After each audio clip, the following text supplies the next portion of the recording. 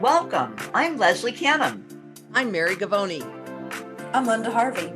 I'm Olivia Wan, and together we are the Compliance Divas.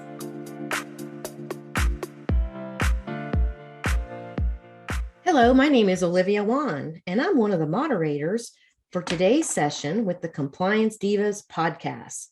Have you ever wondered what types of OSHA violations occur in a dental office? The Divas and I thought that it would be a great thing to share some recent violations so that you can compare your own office to make sure you're meeting the challenges of compliance. We bring clarity and simplicity to compliance by navigating regulatory compliance to keep you on course. Please subscribe to the Compliance Divas podcast through your favorite podcast channel, or you can visit our website, thecompliancedivas.com. Resources we mentioned during our podcast can be found on the Compliance Divas website. Please submit your questions to support@thecompliancedivas.com. Let's get started. Mary, I'd love to get your thoughts on the types of OSHA violations that are related to a special document, the Sharps injury log. Can you talk to us a bit about that, Mary? Absolutely, Olivia. The Sharps injury log is an OSHA requirement under the bloodborne pathogen standard and the needle stick and sharp safety standard. And essentially, it is a log or a listing of any needle stick, punctures, any kind of a Sharps injury that happens, but it's different from an exposure incident report. So this log needs to include the type of device that was being used when the injury occurred, the area in the facility. So for example, did it happen in the treatment room or the sterilization area in a dental practice, and a description of what happened. It doesn't mention the employee. It doesn't mention anything to do with testing or positivity from testing or anything like that. It's just about the injury itself. So it should be kept with the OSHA documentation, and it should be literally a running list of injuries that may happen in a practice. Now, if injuries do not happen, Sharps injuries don't happen, then you could summarize on that list, perhaps at the end of the year, that there were no Sharps injuries that happened during, for example, 2021, the year that we just previously completed.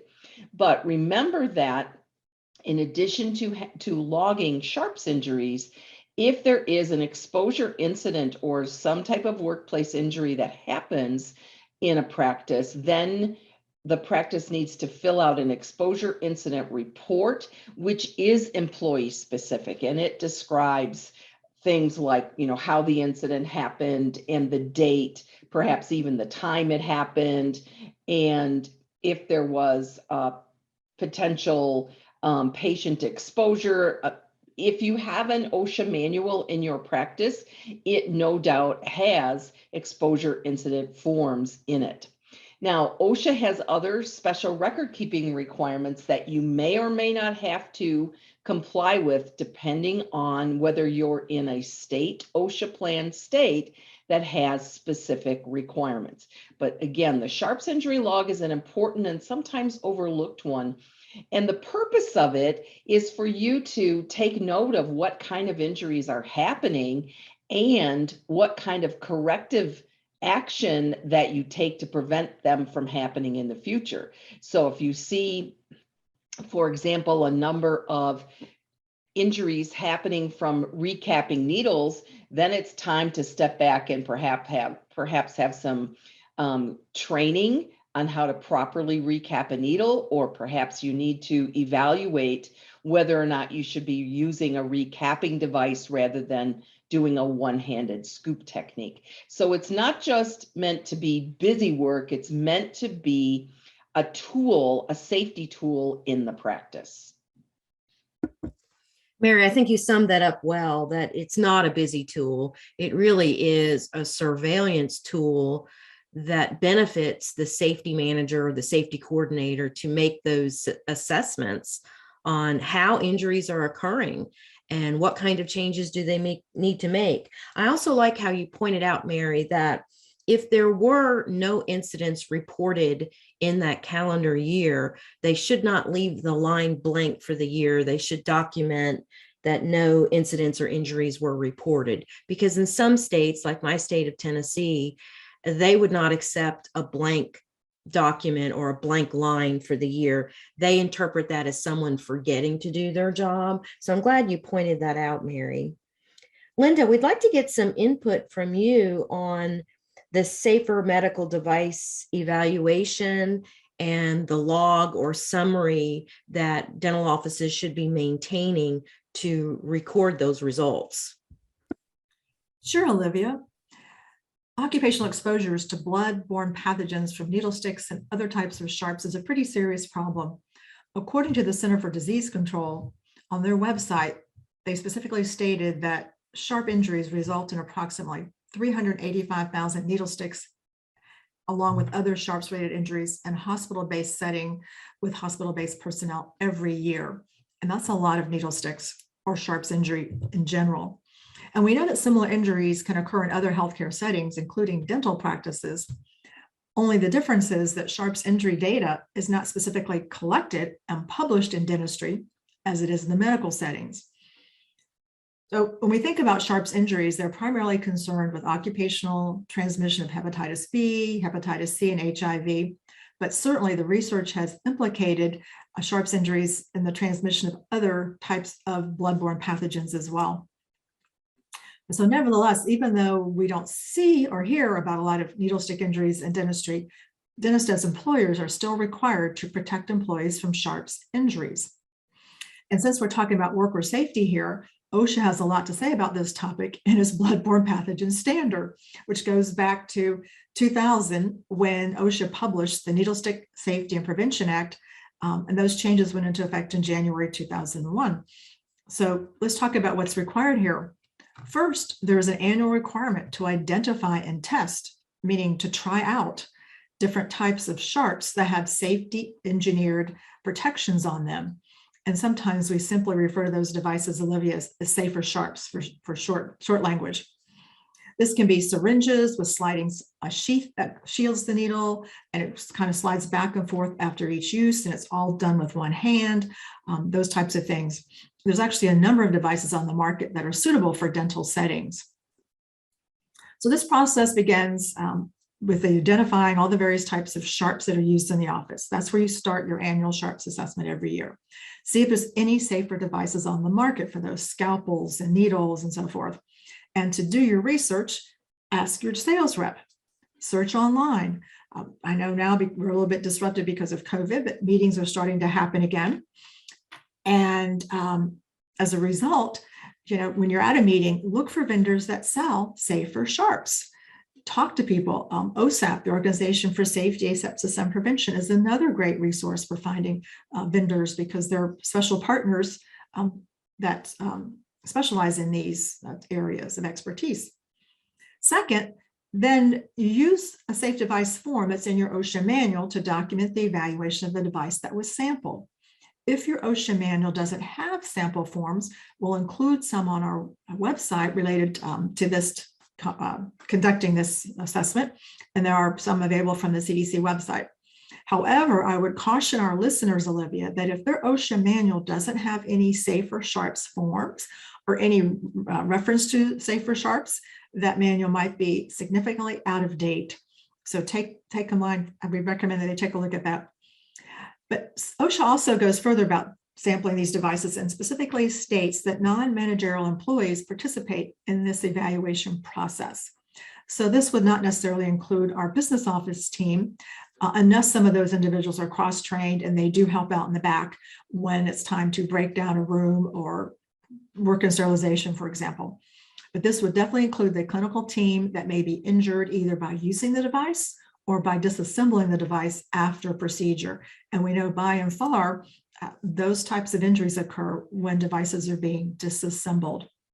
Just to tell a quick story, Olivia, I'll never forget an incident that a dental assistant told me years ago. She had a needle stick, and it happened because after patient care, she was disassembling not one needle, but two needles at the same time. So as a result, she stuck herself. She went home on a Thursday, thought about it all weekend. Her family and friends got her all upset and freaked out over the weekend. So she came back, told her boss finally, which she should have done that day. And there's a whole process, as we know, and another podcast on that topic. And so she called the patient, and he would not get tested. He disclosed to her that he was a former drug user and that he had other issues that were not on his medical history that he had disclosed to the dental practice. And no way did he want to go back to that history in his chapter in his life. So she never knew. She never knew.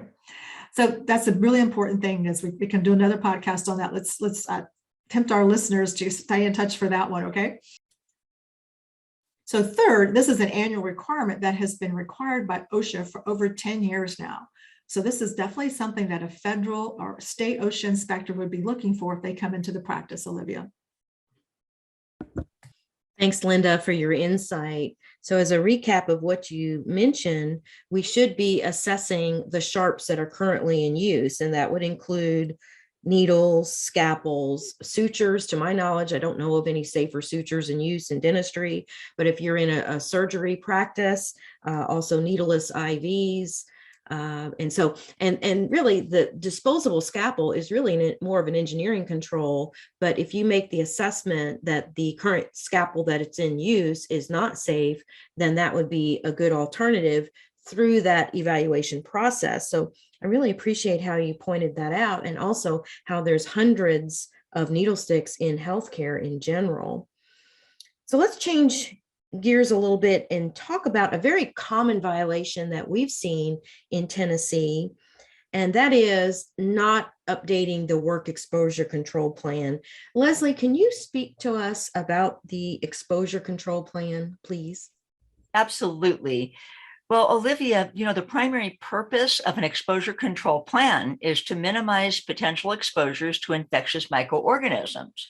We have a plan, but we also need to update that plan, and it needs to be reviewed and updated at least annually.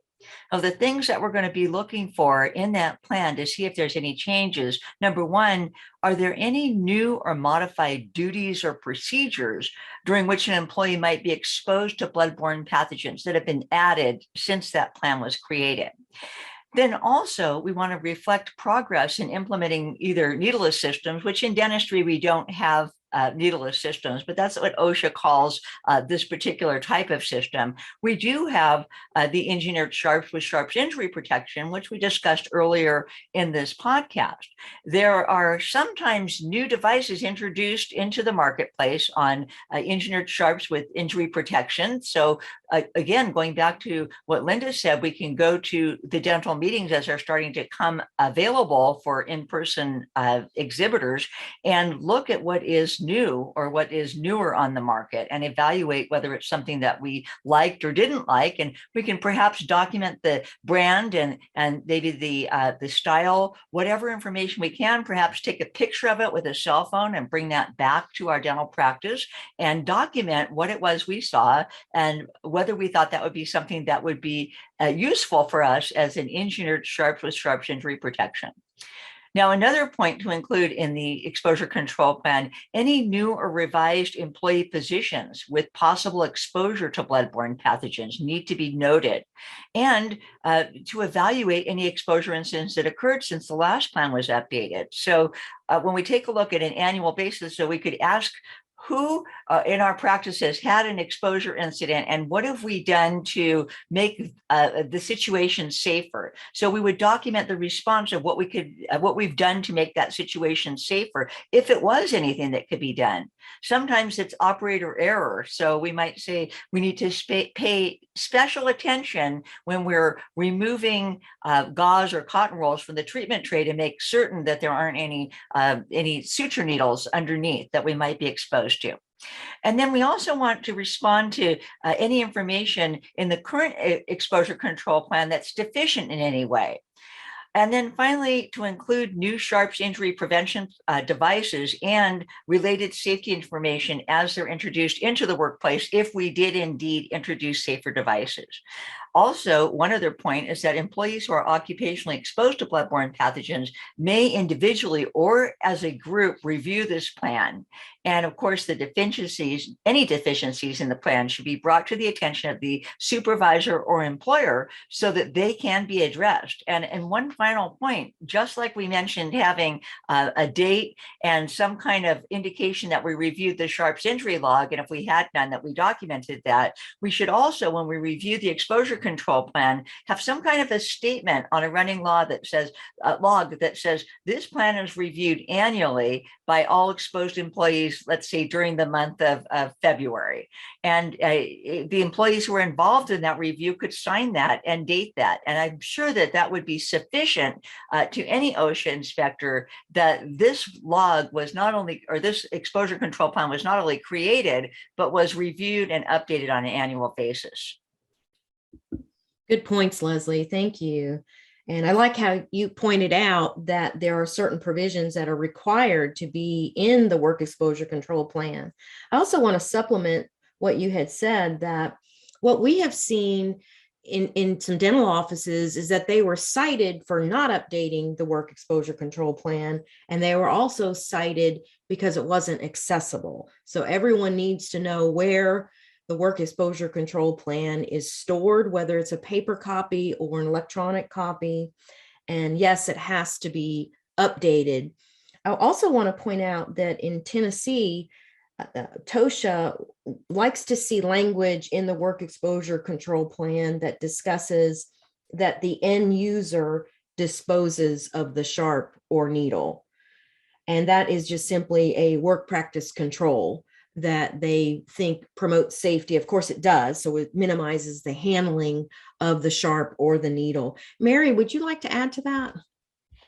I would. One of the suggestions that I make for my clients that I work with is that when they set their time frame, and I love Leslie's suggestion that you just mark it on the calendar and you put it right in your plan that you say when what time of year you're going to update this document, but that at the same time, they go through the CDC infection control and prevention checklist, because that may trigger some areas where they know they need to update that plan in terms of infection prevention. Good points, Mary. Thank you for adding to that. Now let's look to the hazard communication standard. I've seen violations in dental offices that relates to this standard, particularly what it has to do with the chemical inventory. Mary, can you share some of your knowledge about the chemical inventory? Sure can, Olivia. The chemical inventory, I find a lot of times, is a very overlooked piece of documentation. Many people believe that the list of products that they order from their dental supplier is their chemical inventory, and that's the first step of a chemical inventory. But according to OSHA, the chemical inventory needs to indicate whether there's a safety data sheet on file.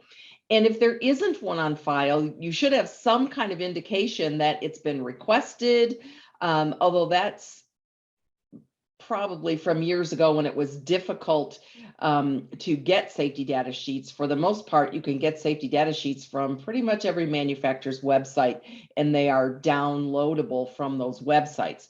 So you indicate whether there's the safety data sheet on file, an ID number for the product, and that is most likely indicated on the safety data sheet. What is the product name, the manufacturer's name and complete address, and then the manufacturer's telephone number and an emergency telephone number, so that you could quickly contact the manufacturer if you had questions or if there was an exposure and the instructions on the safety data sheet weren't clear. I recommend making this an electronic file. You can create it as a Word document, a table. You can create it as an Excel spreadsheet. so that it's easily updatable and can be added to and then re-alphabetized by the product name so that you can quickly look at this information and access it very quickly. And it's easy to update. Doing a paper inventory list, as we've done a lot of times in the past, is much more difficult to update. And if an OSHA inspector was in the office and they wanted to see your chemical inventory, they would want you to be able to find something on that inventory list very quickly. Find me XYZ product. And then I want you to go find me the safety data sheet that corresponds to that. So the easier that you can make it, the more efficient you can make it. And I believe that's an electronic file. I agree, Mary, because years ago when we compiled it with handwritten inventories, it was too complicated to update. And that's the beauty of using software programs to compile the safety data sheets, because we simply export the safety data sheet collection into an Excel spreadsheet that automatically populates it and puts it in alphabetical order. So it makes it a lot easier. Also, our listeners can access model inventories from OSHA and then adapt it, like you said, to a Word or an Excel spreadsheet. I wanted to point out to our Tennessee listeners that the state of Tennessee does have some additional record-keeping requirement on the inventory itself. In addition to listing the employer name and mailing address, it should also have the workplace location. So if you have multiple offices with one corporate office, each physical location would need to be noted, and also list the employer's primary North American industry classification system. So for just dental office, it's 621210. And also note the employer's federal employer identification number and a brief description of the workplace operation. We just simply put dentistry.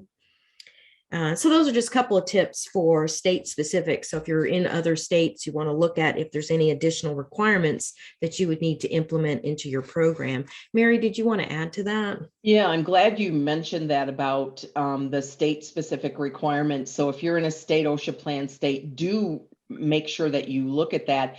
And I think it's just a good practice or a best practice to put your practice name on that inventory and the location. I failed to mention that because even if it's the same practice, each location may use slightly different materials. So it does need to be specific to that exact location.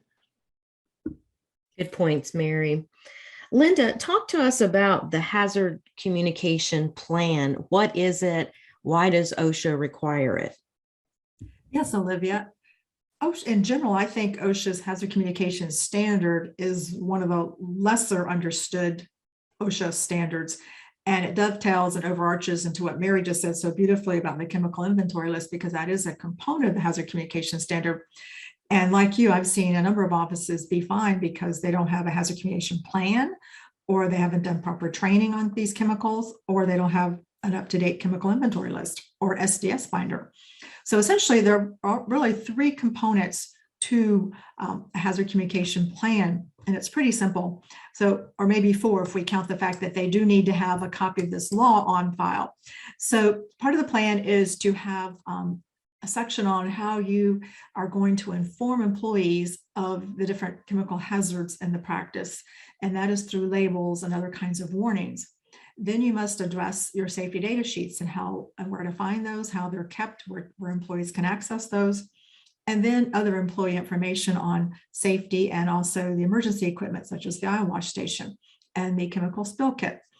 And then training, those two kind of together at the end there. So the training is very important because we see that that should be an annual component of the OSHA updates every year. And in addition, the training should be provided on different chemicals when a new chemical is brought into the practice and when new team members come on board. So when you have someone new in the practice, there's a number of things from the OSHA side of the house that they have to be trained on. We can't assume that they learned everything that's in your practice, that they learned it somewhere else. They may present a CE certificate or some information where they've been trained at their last office, but OSHA wants to know that they've been trained on the hazards in your practice. So having this program is really important.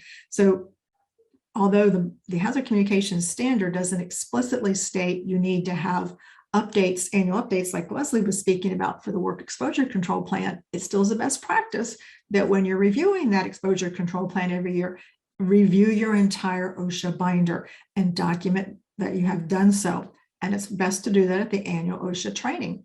So when I speak to larger groups and they want to manage that as their annual OSHA training, I remind them they must go back to their office and have some kind of team meeting, whatever that looks like in their office, to review this information and then document that you've reviewed it and take back the tips that they learn in the training session that I might provide.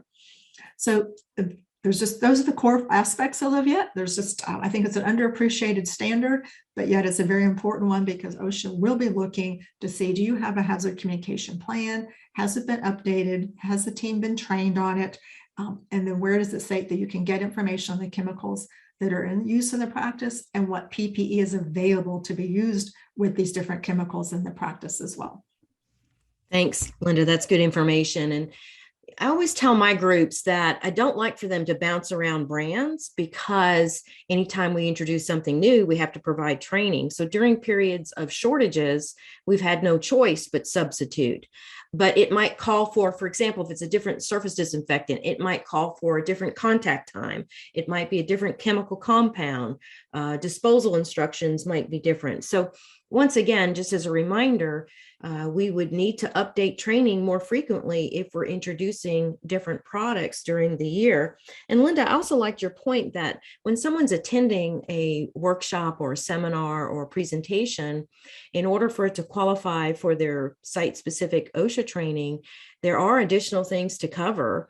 And that concerned me that I started issuing a roster where it covered the topics that I went over, but it had a separate column of things to go over with their site-specific safety coordinator. So we don't want to overlook the need to make that program unique to that dental practice. Linda, what else can you share with us? You just sparked an idea with me that I did not mention the secondary labels. So when you talk about the different products and having to change them out.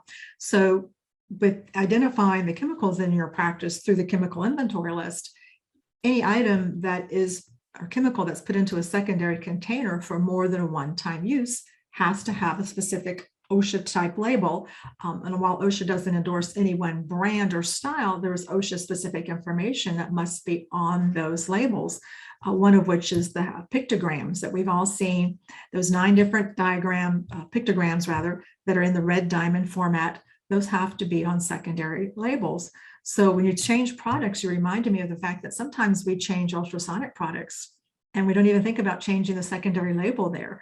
So that's another requirement that falls into that. So as I mentioned earlier, I think the hazard communication standard is one that's underappreciated in dentistry, less understood than the bloodborne pathogen standard, Olivia. I agree, Linda. And those are some good points that you shared because it is time consuming to make sure we're aligning with the hazard communication standard if we're changing what we use so frequently. And I always encourage safety coordinators to be part of the decision making to purchase products so that they're aware that something has been substituted or is not as maybe meeting the budget of the practice or whatnot. But this is such helpful information. Thank you, Divas. I think it helps our listeners to understand from our perspective what we run into as common OSHA violations that relates to the documentation component. And I'm sure that we could go on other issues to alert people. But this has been so helpful, and I really appreciate all the Divas sharing their knowledge. The Compliance Divas, we bring clarity and simplicity to compliance by navigating regulatory compliance to keep you on course. Please submit your questions to support@thecompliancedivas.com. Any resources that we mention will be on our website. Thanks again. See you soon.